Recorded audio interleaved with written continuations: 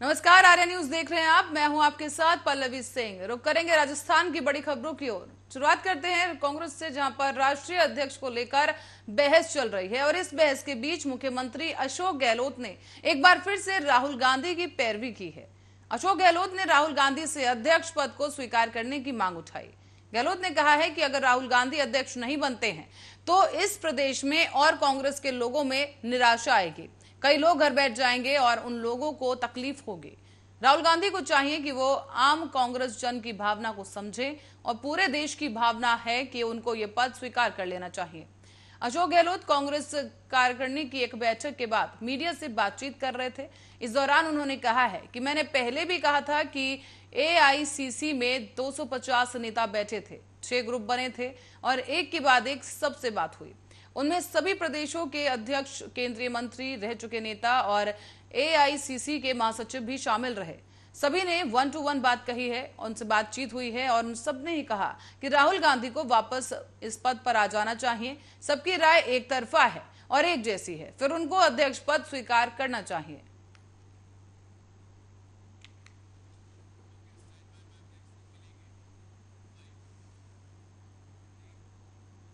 और राजस्थान में अशोक गहलोत सरकार में बीते दिनों अधिकारियों से नाराजगी के बाद ट्वीट कर इस्तीफे की पेशकश कर चुके खेल मंत्री अशोक चांदना एक बार फिर से सुर्खियों में आ गए हैं।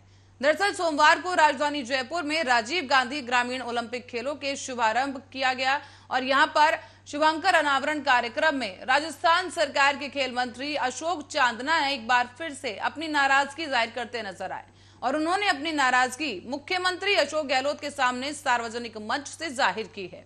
दरअसल इस कार्यक्रम में अशोक गहलोत समेत कई मंत्रीगण और बोर्ड के सदस्य मौजूद थे और इस दौरान खेल परिषद के उपाध्यक्ष सतवीर चौधरी की कुर्सी जब मंच पर पीछे लगाई गई तो प्रदेश के खेल मंत्री अशोक चांदना भी सतवीर के साथ पीछे जाकर बैठ गए। तो वहीं जब पहली पंक्ति में सीएम गहलोत को खेल मंत्री चांदना नहीं दिखाई दिए तो उन्होंने हस्तक्षेप किया और इसके बाद चांदना मंच पर आगे आकर बैठे। दरअसल सोमवार को ग्रामीण ओलंपिक के थीम सॉन्ग लॉन्च कार्यक्रम में चांदना सीएम के पीछे जाकर बैठ गए थे। इसके बाद से ही अशोक गहलोत ने खेल मंत्री चांदना को पीछे बैठा देखकर आगे आने के लिए कहा, लेकिन वो लगातार आनाकानी करते रहे। मिली जानकारी के मुताबिक अशोक गहलोत के जो मंत्री अशोक चांदना को आगे आने को कहने पर उन्होंने सतवीर चौधरी की कुर्सी भी पहली पंक्ति में लगाने की बात कही है।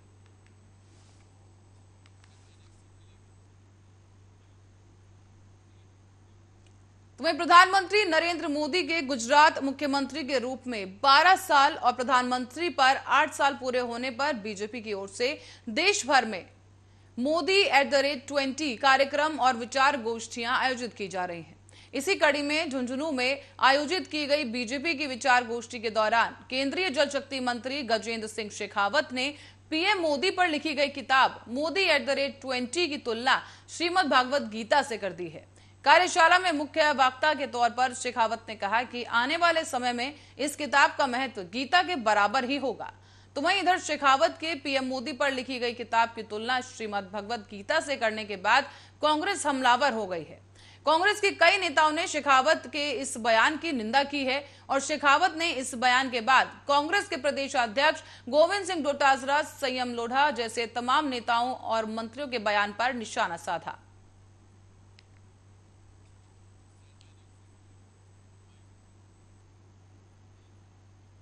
इस बीच बढ़ते अगली खबर की ओर, जो कि जयपुर से है। जयपुर में डेवलपमेंट अथॉरिटी की एनफोर्समेंट टीम ने जोन 10 में दिल्ली बाईपास स्थित जयसिंहपुरा के पास बड़ी कार्रवाई की है।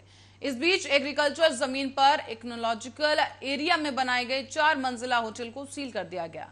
बड़ी बात यह रही कि इस जोन के लिए जब इन्फोर्समेंट विंग ने जोन से रिपोर्ट करवाई तो जोन के अधिकारियों ने भी उस रिपोर्ट में अवैध निर्माणकर्ता को बचाने का प्रयास करते हुए इस निर्माण को कृषि उपकरणों जींस का वेयरहाउस बनाना बताया गया। अब जेडीए की इन्फोर्समेंट टीम के चीफ और एडिशनल एसपी रघुवीर सैनी ने बताया है कि जयसिंहपुरा स्थित जाटों की ढाणी के पास 875 वर्ग गज जमीन पर यह निर्माण करवाया जा रहा है। इस निर्माण की जोन 10 से जब गलत रिपोर्ट आई तो इस पर अधिकारियों ने अपने स्तर पर एक अलग से टीम बनवाई और मौके की दोबारा से रिपोर्ट करवाई गई। रिपोर्ट में मिला है कि जमीन के जो मालिक हैं उन्होंने मौके पर 4 मंजिला होटल का निर्माण कर लिया है। इसमें 66 कमरे, अटैच लैब बनाए गए हैं और आपको बताते चलें कि आज इस बिल्डिंग को सील करने की कार्रवाई की गई है।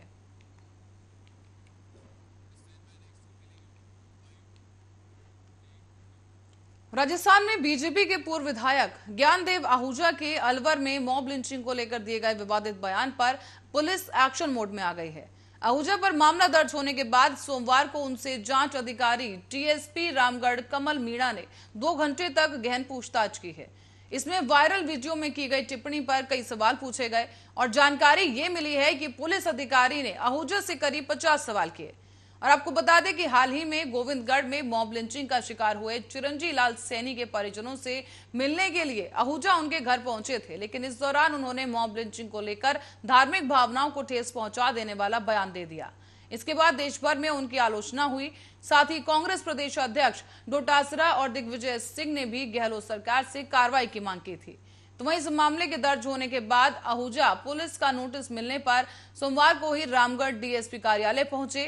वहीं पुलिस की पूछताछ के बाद ज्ञानदेव आहूजा ने कहा कि उन्होंने कुछ गलत नहीं कहा है और आज पुलिस के बुलाने पर वो सवालों के जवाब देकर भी आए हैं। आहूजा ने बताया है कि इस मामले में अब पुलिस चार्जशीट दाखिल करेगी, जिसके बाद मैं इस मामले पर अपना पक्ष रखूंगा।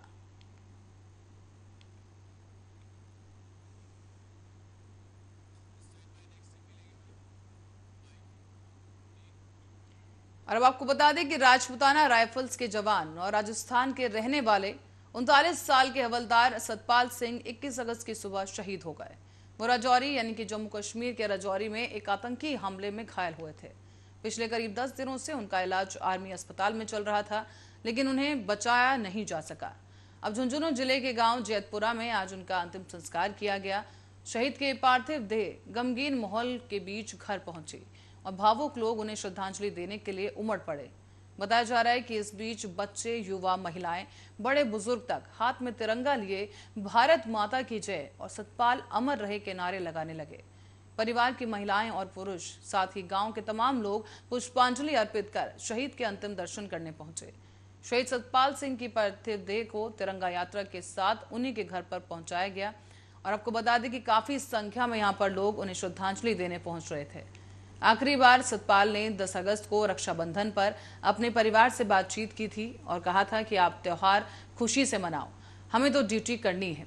इसके बाद परिवार वालों को सतपाल के आतंकी हमले में घायल होने की सूचना मिली। सतपाल के बड़े भाई राजेश कुमार ने बताया है कि उनकी बाईं आंख के ऊपर सिर में गोली लगी थी। उनका जम्मू आर्मी हॉस्पिटल में 5 घंटे तक ऑपरेशन चला, लेकिन आखिरकार उन्हें बचाया नहीं जा सका है।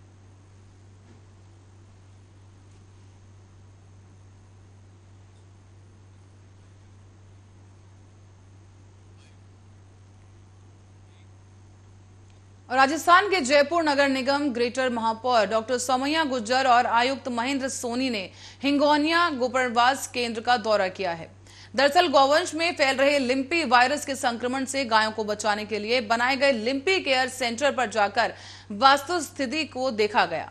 इस दौरे के दौरान मेयर और आयुक्त ने संबंधित अधिकारियों से गायों की लंपी वायरस के संक्रमण से बचाने के लिए किए जा रहे तमाम प्रयासों की जानकारी ली है। साथ ही आपको बता दें कि लंपी स्किन रोग से गायों को बचाने के लिए गौशाला में लंपी केयर सेंटर बनाया गया है, जहां संक्रमित गायों का अलग से आइसोलेशन और उपचार किया जा रहा है। आयुक्त महेंद्र सोनी ने अधिकारियों को निर्देश भी दिए हैं इस बीच कि गोपनिर्वास केंद्र में फॉगिंग मशीन के द्वारा निरंतर फॉगिंग करवाई जाए और सफाई व्यवस्था को मजबूत भी किया जाए। साथ ही साथ पशुपालन विभाग के द्वारा बताए गए इम्यूनिटी बूस्टर्स को भी गायों को दिए जाने के निर्देश दिए गए, ताकि गायों में इम्यूनिटी को बढ़ाया जा सके। और आपको बताते चलें कि लंपी वायरस के संक्रमण की रोकथाम के लिए लगातार सरकार प्रयास कर रही है।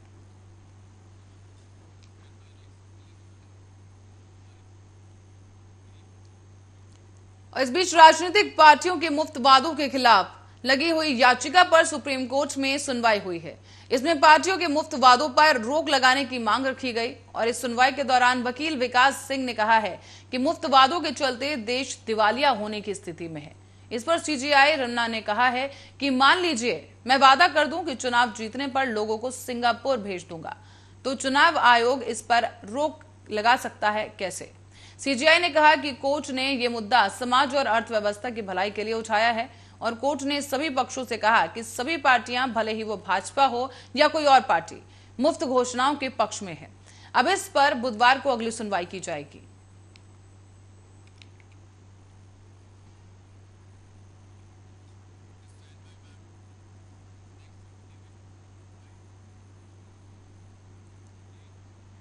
और राजस्थान में बारिश की बात की जाए तो राजस्थान में इस साल मॉनसून चाहे 8 दिनों के देरी के साथ प्रदेश में दस्तक दे चुका हो, लेकिन इस साल की जो बारिश हो रही है उसने कई सालों का रिकॉर्ड तोड़ दिया। जुलाई के महीने में जहां बारिश का 66 सालों का रिकॉर्ड टूटा है, तो वहीं अब अगस्त के महीने में दूसरे दौर की बारिश के बाद तीसरे दौर की बारिश भी जमकर बरस रही है। बीते 48 घंटों से प्रदेश के अधिकतर हिस्सों में जमकर बारिश दर्ज की जा रही है और इसके साथ ही बीते दिन करीब 2 दर्जन अच्छी बारिश भी दर्ज की गई। अब प्रदेश में झमाझम बारिश का दौर बीते 24 घंटों से करीब सभी जिलों में जारी है और आपको बता दें कि करीब 76 mm के साथ चित्तौड़गढ़ में सबसे ज्यादा बारिश दर्ज की गई है। अजमेर की बात की जाए तो वहां 48.1 mm, भीलवाड़ा में 46 mm, वनस्थली में 23.4 mm और जयपुर में 10.7 mm की बारिश दर्ज की गई। तो वहीं कोटा की ओर रुख करें और आपको बता दें कि कोटा में 43 mm की बारिश दर्ज की गई है और आपको बता दें कि बूंदी में 66 mm, डबोक में 28.6 mm, पाली में 17 mm, जोधपुर में 14.1 mm और फलौदी में 13.8 mm की बारिश दर्ज की गई। साथ ही आपको ये बताते चलें कि लगातार बारिश का सिलसिला जारी है और लोग पलायन करने को मजबूर हैं।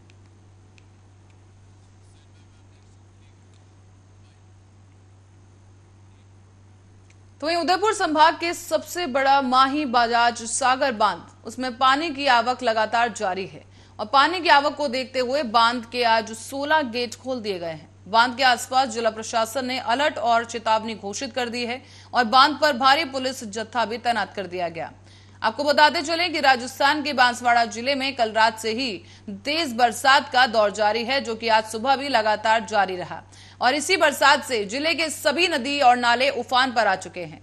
जिले के जितने भी बांध हैं वो भी लबालब हो गए हैं और बात जिले के सबसे बड़े माही बजाज सागर बांध की करें तो बांध में भी पानी की आवक लगातार जारी है। अब बांध में मध्य प्रदेश की माही नदी और प्रतापगढ़ की एराव नदी और बांसवाड़ा जिले की नदियों से पानी की आवक हुई है।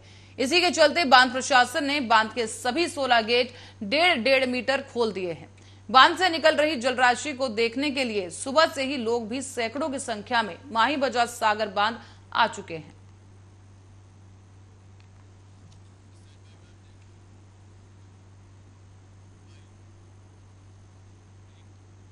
और इस बीच रुकेंगे बड़ी खबर के लिए। इस वक्त की एक बड़ी और अहम खबर सामने आ रही है पंजाब से, जो कि आपको बता दें कि भारत पाकिस्तान सीमा के पास कुछ हथियार मिले हैं। हथियारों का जो जखीरा है वो पुलिस ने बरामद कर लिया है और सीमा के पास से इन हथियारों का जखीरा बरामद किया गया है। और आपको ये बताते चलें कि इसी संबंध में अधिकारियों ने बताया है कि तड़के ही फिरोजपुर सेक्टर में सीमा सुरक्षा बल के जवानों ने 6 मैगजीन के साथ 3 AK राइफल, 4 मैगजीन के साथ 2 M3 सब मशीन गन और 2 मैगजीन के साथ 2 पिस्तौल बरामद की है।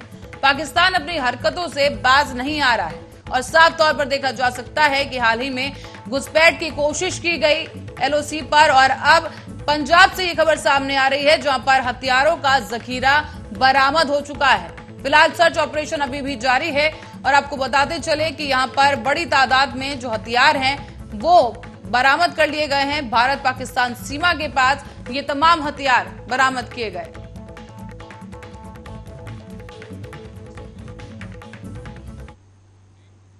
और अब खबर यूपी से है, जहां यूपी के बदायूं में थाना वजीरगंज क्षेत्र की ये खबर है, जहां बीती रात को बदायूं में 50 साल के युवक की धारदार हथियार से हत्या कर दी गई।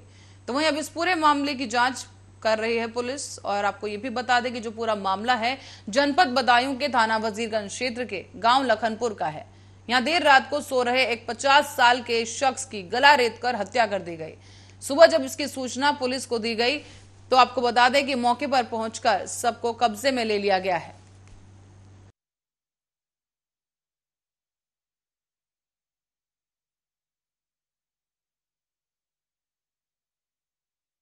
बताते चलें कि तमाम जो अधिकारी हैं घटनास्थल पर मौजूद हैं और बदायूं के वरिष्ठ पुलिस अधीक्षक ने भी घटनास्थल का जायजा लिया है। जल्द से जल्द इस घटना का खुलासा करने के निर्देश दिए गए हैं और पुलिस ने सबको कब्जे में लेकर पंचनामा, जो शव है उसे कब्जे में लेकर पंचनामा भर पोस्टमार्टम के लिए भेज दिया है। परिवारजनों में फिलहाल कोहराम मचा हुआ है, लेकिन कार्रवाई जारी है। जनपद बदायूं के थाना वजीरगंज अंतर्गत लखनपुर गांव में ताराचंद हैं, जिनकी उम्र लगभग 50 वर्ष थी। ये अपने घर के बाहर बरामदे में घर में सो रहे थे। आज सुबह प्रातः मृत पाए गए और जब अवलोकन किया गया तो पाया गया कि किसी धारदार हथियार से मार करके इनकी हत्या कर दी गई है। परिजन इनकी हत्या की अज्ञात में तहरीर दे रहे हैं। इस संदर्भ में टीम गठित करके शीघ्र ही खुलासा करके आगे की कार्रवाई की जाएगी। जनपद बदायूं के थाना वजीरगंज अंतर्गत लखनपुर गांव में ताराचंद हैं, जिनकी उम्र लगभग 50 वर्ष थी। ये अपने घर के क्या नाम बेटा आपका? सत्येंद्र। क्या घटना घटा तो ये आपके पिताजी के साथ?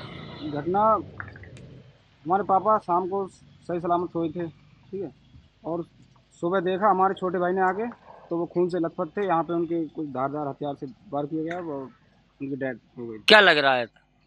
हमें हत्या की आशंका है।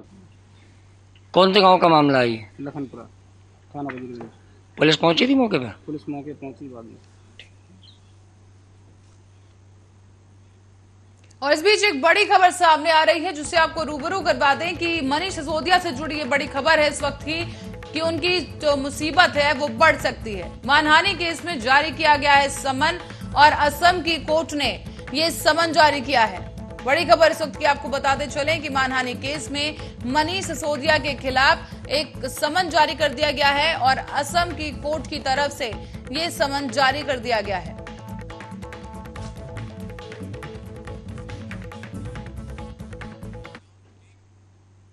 खबर अब फिरोजाबाद से है, जहां नगर के मोहल्ला खेड़ा में एक युवक की पड़ोसियों ने ही पीट कर बेरहमी से हत्या कर दी।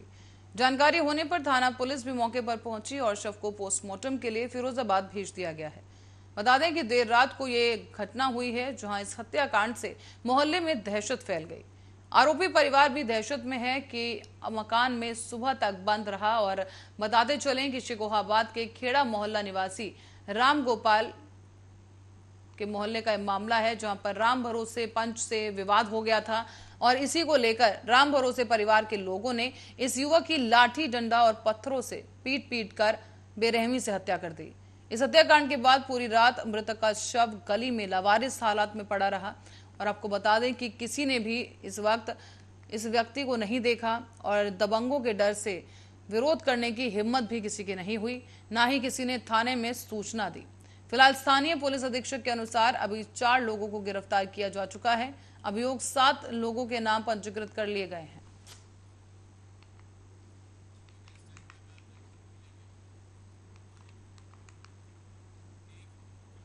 अब बढ़ते हैं अगली खबर की ओर। शिवगढ़ थाना क्षेत्र के अंतर्गत पुरानी रंजिश के चलते 2 पक्षों में जमकर मारपीट की गई। एक पक्ष के दंपति घायल आनन फानन में परिजनों ने इन घायलों को सीएचसी शिवगढ़ पहुंचाया है। और जानकारी से आपको बता दें कि थाना क्षेत्र के अंतर्गत रायपुर नेरवा गांव के तेजबली और रामावती अपने घर पर रहकर काम कर रहे थे, लेकिन इसी बीच गांव के ही छेदालाल और उनके बेटे वहां पहुंचे और इसी बीच तेजबली और उसकी पत्नी को भद्दी भद्दी गालियां देने लगे। जब इन्होंने इसका विरोध किया तो उन सब ने मिलकर इनके साथ जमकर हाथापाई की, मारपीट की गई, जिससे दंपति लहूलुहान हो गए। आनंद फानन में उन्हें घायल अवस्था में ही सामुदायिक स्वास्थ्य केंद्र शिवगढ़ ले जाया गया, जहां पर डॉक्टरों ने उनका इलाज किया, लेकिन हालत गंभीर होने के कारण उन्हें जिला अस्पताल रेफर कर दिया गया है। ये मामला सुबह जो है, सुबह उठे हैं तो वो गाली दे रहा था। अच्छा। इसने बोला गाली वाली मत दियो। वो जो है 4-5 लोग कांटा से, बांका से, लाठी से मारा है। अच्छा, कौन कौन?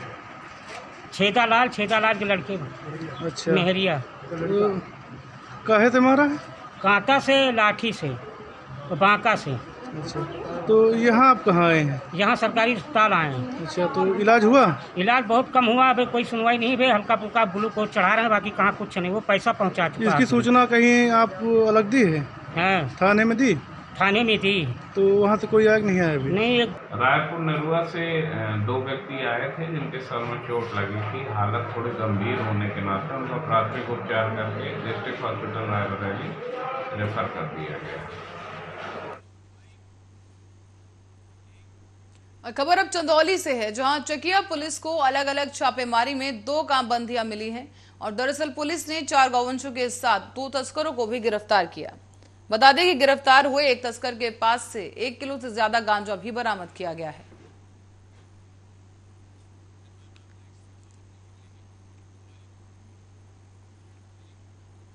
और एक बड़ी खबर सामने आ रही है हैदराबाद से। बता दें आपको कि हैदराबाद से ये इस वक्त की बड़ी खबर है, जहां बीजेपी ने विधायक टी राजा को सस्पेंड कर दिया है।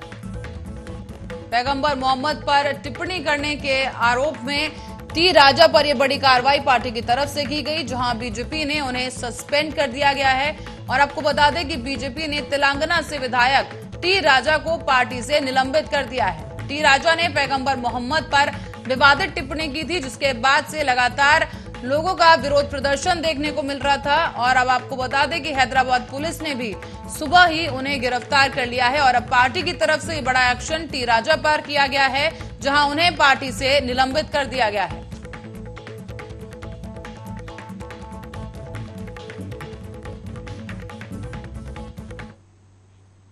और इसी के साथ ही फिलहाल के लिए खबरों में इतना ही। आप बने रहे हमारे साथ, देखते रहे आर्या न्यूज।